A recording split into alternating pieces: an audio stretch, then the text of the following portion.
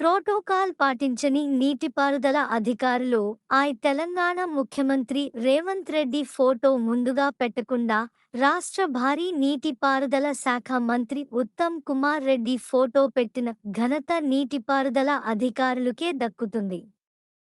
మహబూబ్ నగర్ జిల్లాలో నిర్వహిస్తున్న 3 రోజుల రైతు పండుగకు నీటిపారుదల అధికారులు స్టాల్ ఏర్పాటు చేశారు.